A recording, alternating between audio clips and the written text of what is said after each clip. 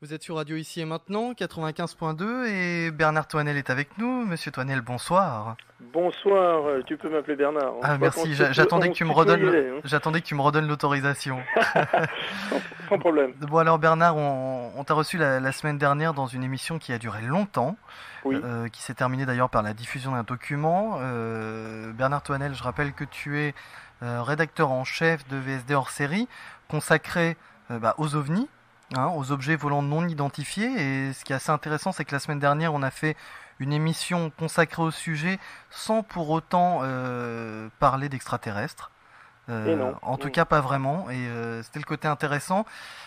On a prévu cette semaine, on avait déjà pris rendez-vous la semaine dernière avec les auditeurs. On a prévu de parler de la propulsion de ces fameux ovnis. De tout ce que ça a pu engendrer parce que on sait pas exactement comment ils font pour aller aussi vite, pour se déplacer aussi silencieusement, pour ne pas apparaître sur des radars. Alors chacun a sa théorie, mais toi en tant que journaliste, tu as étudié le sujet. Ça a donné quoi en gros?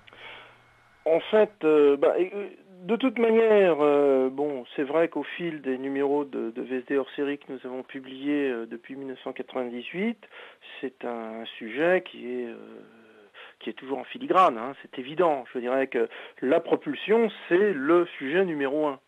Il n'y a pas. Je crois que véritablement, il faut remettre les choses dans leur contexte.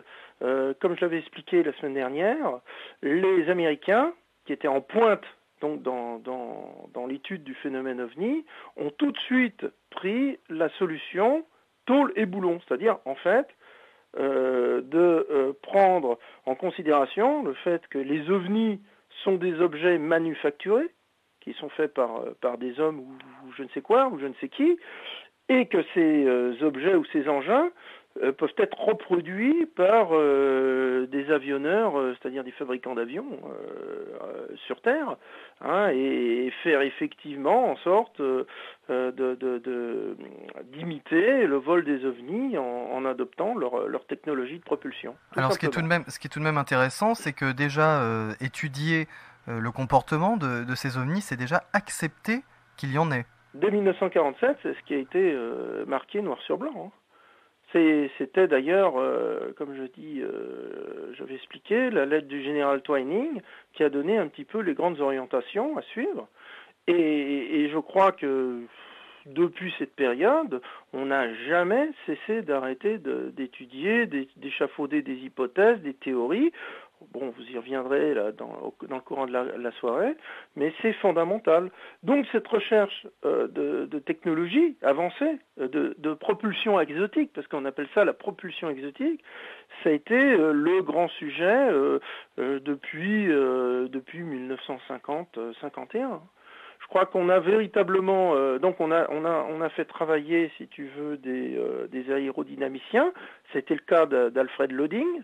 Donc lui a tout de suite fait des plans de soucoupe sur papier, en faisant également des maquettes qu'il a présentées à l'état-major de l'US Air Force à l'époque. Et ensuite, il fallait les faire voler. Le problème, c'est que les Américains n'avaient pas de moyens de faire voler des engins pareils. Donc on essayait de trouver des moyens assez cocasses pour propulser des soucoupes volantes.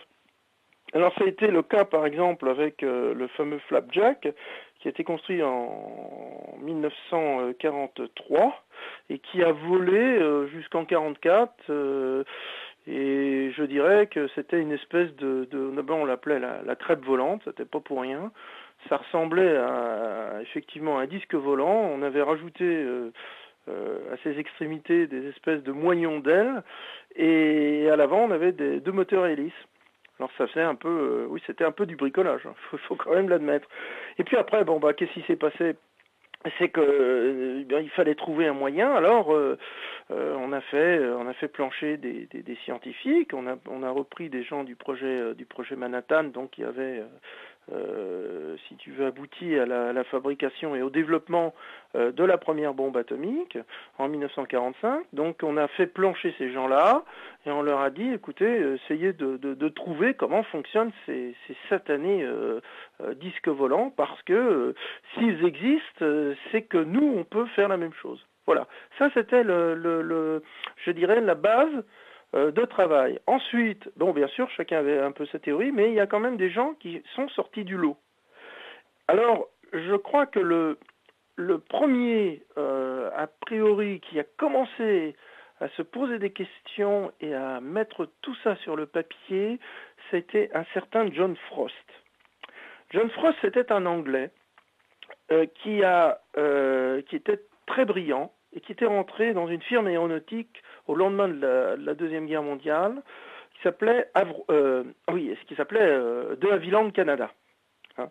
De Havilland Canada, c'était une firme qui avait fabriqué des avions tels que le Mosquito, qui était en bois d'ailleurs. Hein. Ils font des avions. Et puis ils avaient également, ils étaient en train de construire des avions qui allaient pour la première fois utiliser les réacteurs. C'est le Vampire, c'est le Swallow qui était prévu pour passer le mur du son à l'époque en 1946, hein, et surtout le premier avion à réaction de ligne, le Comet. Hein. Alors ces études pour comprendre comment on pouvait voyager, comment on pouvait voler ces objets volants non identifiés, ça a débuté aux États-Unis. Oui, ça a débuté aux États-Unis, mais il y a eu des réunions quand même qui se sont déroulées en Europe et à laquelle a participé John Frost. Et John Frost a été très intéressé par les rapports qui avaient été amenés, qui avaient été un petit peu diffusés là à titre confidentiel dans les différents états-majors, et ça l'avait vraiment captivé. Je ne sais pas s'il était véritablement croyant, mais je crois qu'il avait véritablement dans l'idée d'établir par rapport au rapport, de faire quelque chose, de mettre au point des engins révolutionnaires. Lui, il y croyait vraiment. Il disait, si ces engins existent, moi je vais les mettre au point et je vais les développer.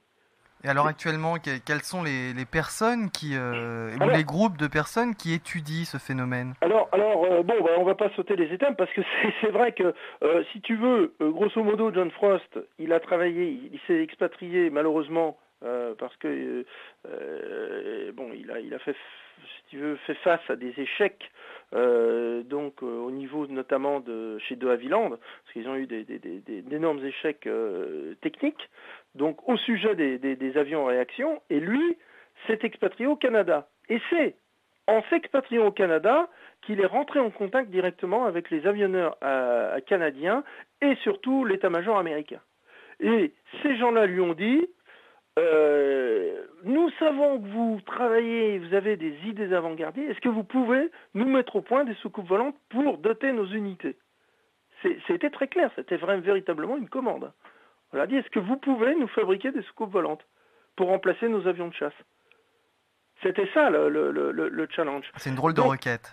Comment? Une drôle de requête quand même. C'était la vérité, c'est comme ça que ça s'est passé. Donc il y a eu un cahier des charges et on a commencé à travailler, à mettre au point des soucoupes volantes. Et ça se faisait vraiment sous le sceau du secret absolu. Hein.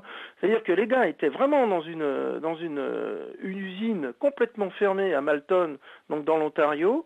Ils étaient complètement, mais alors, il y avait un énorme rideau qui séparait la production, la chaîne de production des avions que produisait donc la firme qui avait employé John Frost, Avro Canada, et les bureaux d'études étaient complètement fermés. On savait, d'ailleurs, les gens dans la boîte savaient pertinemment que les gars travaillaient sur des soucoupes volantes. D'ailleurs, on les appelait les types de soucoupes volantes, c'était pas pour rien. Et c'était, il paraît, il fallait voir l'atmosphère à bord, à l'intérieur de l'usine. John Frost, qui était un inventeur, mais vraiment le véritable inventeur style professeur Tournesol, faisait voler des soucoupes volantes de 20 cm de diamètre dans les couloirs, dans le labo. Enfin, c'était vraiment comme dans le meilleur film de science-fiction. Hein. On était et ça se passait réellement comme ça. Alors au fil des ans, bien sûr, alors on a eu des cahiers de charges. Ils ont réussi, si tu veux, à faire une maquette en bois d'un disque volant, hein, mais encore une fois, en utilisant les moteurs conventionnels, les réacteurs, les choses qu'on savait faire. Parce que le problème, et on va en parler tout de suite, le problème c'était d'assurer la propulsion. Il n'y avait pas un moyen je dirais, technologiques classiques qui permettaient d'égaler les performances des ovnis. Mais c'est ça, et ce qu'il fallait comprendre, c'est pourquoi ces objets volants non identifiés étaient capables de larguer strictement toutes les avancées technologiques terriennes. Ah, complètement. Et d'ailleurs, même encore maintenant, il n'y a pas du tout. Je dirais, on a très très peu progressé. Bon, à contrario que ce que je dirais peut prétendre certains chercheurs. Moi, je maintiens qu'on en est encore bien loin. De pouvoir égaler ces performances. Parce qu'il faut savoir une chose dans cette histoire-là, c'est la maîtrise de l'énergie. Et ça, Éric Julien en parlera un peu plus tard. Je dirais, c'est le problème numéro 1, c'est-à-dire en fait, comment faire voler un engin et de quel moteur pouvons-nous disposer pour faire voler cet engin à une vitesse extraordinaire, lui faire des changements de trajectoire quasiment à angle droit, en clair, à faire je dirais, le moyen de transport idéal. Le moyen de transport ou le moyen de faire de la défense aérienne idéal. Donc ça, c'est clair que les généraux étaient tous bien faits. Ils en crevaient d'envie d'avoir ces engins-là. Et ça se lit dans les rapports. C'est édifiant. Mais cette étude des moyens de, de propulsion de ces ovnis, actuellement, c'est toujours secret comme recherche? C'est recherché par qui? Oh bah bien sûr, c'est même le cœur du secret. Parce que si on veut dire un jour, expliquer, mettre tout sur la table et préciser la raison pour laquelle on a toujours considéré le sujet des soucoupes volantes, entre guillemets, confidentielles et ultra secrets, c'est bien à cause de ça. Bah, tout simplement parce que celui qui disposera d'un engin avec un moyen de propulsion au moins équivalent à celui qui pourrait être attribué aux ovnis, eh bien, qu'est-ce qu'il fera? Il contrôlera le monde. Il contrôlera le monde, il n'aura absolument aucun adversaire face à lui. Il aura une avancée technologique telle qu'il n'aura plus de problème pour assurer la police des villes, pour assurer sa défense aérienne, pour assurer même le transport de personnes d'un endroit à un autre. On a véritablement, si tu veux, là, des moyens véritablement d'avant-garde dont rêvent tous les généraux de la Terre. C'est évident, et je crois que c'est ça. Les Américains ont essayé d'obtenir cette avancée. Bon, ils l'ont fait au travers de John Frost, qui a réussi, toujours sous le sceau du secret, à travailler pendant des années dans un groupe d'études qui était vraiment planqué au fin fond d'une usine, et il a réussi quand même, en finale, à construire un ersatz, si je puis dire, de soucoupe volante. C'était l'Avrocar, un engin qui malheureusement décollait pas plus haut que 90 cm. Donc on en était vraiment à des années-lumière des performances qu'on a pu observer soit au radar, soit par les pilotes. Donc le problème était là. Alors il y a eu d'autres théoriciens. Bon, il y a eu Jean Plantier en France, Jean Plantier qui a quand même échafaudé la première théorie de propulsion des soucoupes volantes, dans un livre d'ailleurs qui porte le même nom et qui le même titre, pardon, et qui a été publié en 1955. C'est un livre introuvable, mais il est encore d'actualité. Alors là encore, Éric Julien y reviendra parce que c'est vraiment une théorie qui refait surface. C'est-à-dire, c'est d'actualité parce qu'on ne met rien de côté et de toute façon on n'a pas de solution, donc toutes les théories sont bonnes à prendre. Disons que toutes les théories ne sont pas bonnes à prendre, mais toutes les théories sont applicables à condition qu'on ait la source d'énergie. Bien sûr. Et le problème, en fait, il repose là. C'est que tout le monde travaille la question. Aux États-Unis, on appelle ça, on a des termes, on parle d'antigravité, on parle de MHD, magnéto-hydrodynamique, ça Jean-Pierre Petit va en parler, ou on a déjà parlé.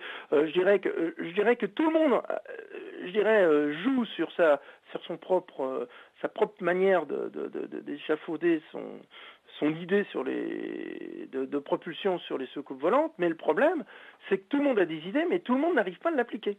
Mais c'est ça, pour toi, le nerf de la guerre, c'est ça, c'est la propulsion des ovnis. Bien évidemment, c'est évident. D'abord, on appelle ça de la technologie sensible. Hein, c'est pas pour rien.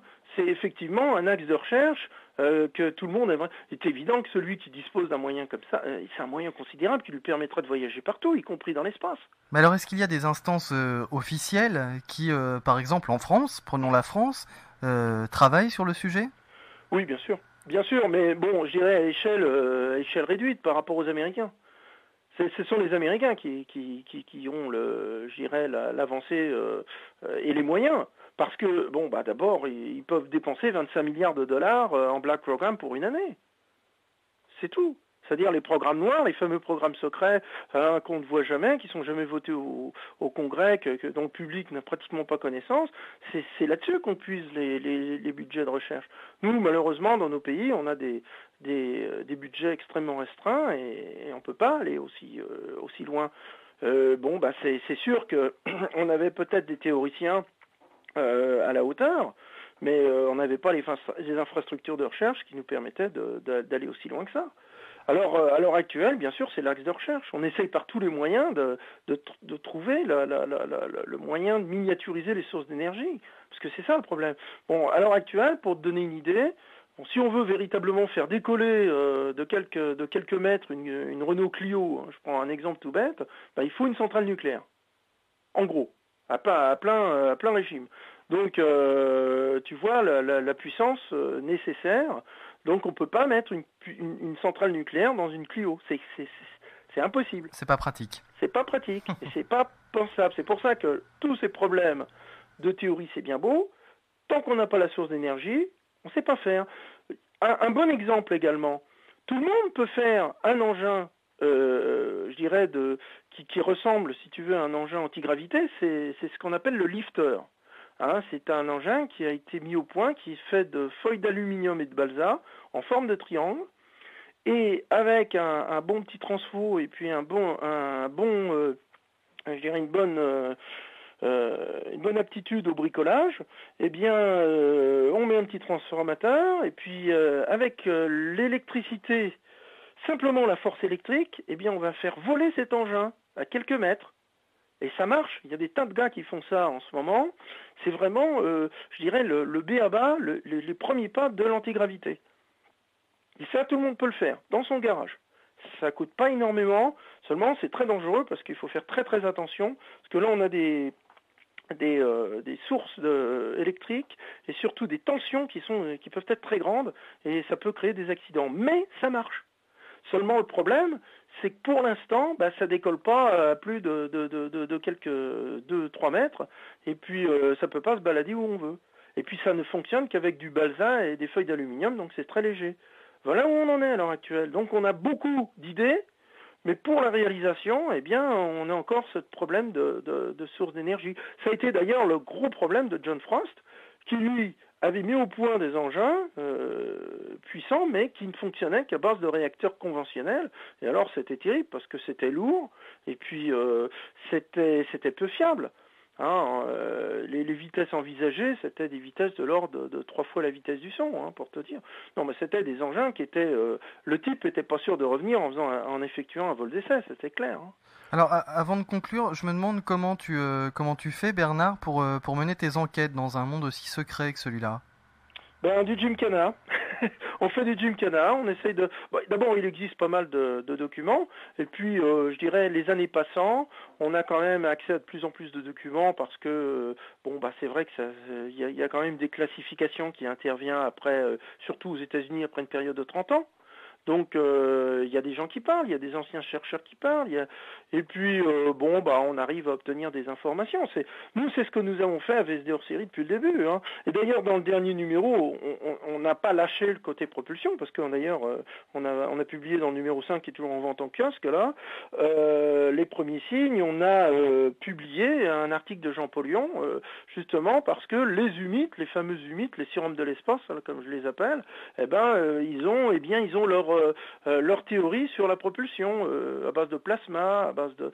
Bon, ce sont des théories intéressantes, mais ça ne reste que des théories parce qu'on n'a pas encore la source d'énergie. Et c'est ça le problème. Et lorsqu'on aura découvert cette fameuse source d'énergie, je pense qu'on aura franchi un énorme pas et on sera peut-être dans la cour des grands. Bernard Toinel, je te remercie. Est-ce que tu pourrais juste nous indiquer quand est-ce que sort le prochain numéro hors série de VSD que tu alors, réaliseras? le dernier numéro est sorti donc le 11 octobre. Là, sera en vente encore jusqu'à la fin novembre. Donc, on peut le trouver en kiosque sans aucun problème. Ou alors, on nous téléphone au 01 40 95 57 09. Il n'y a aucun problème. On en a plein en stock. Sinon, il faudra attendre le mois de juin 2003. Pour le prochain numéro. Eh oui. Merci à toi Bernard. C'est moi qui vous remercie. Passe une excellente soirée, au revoir. À bientôt, au revoir.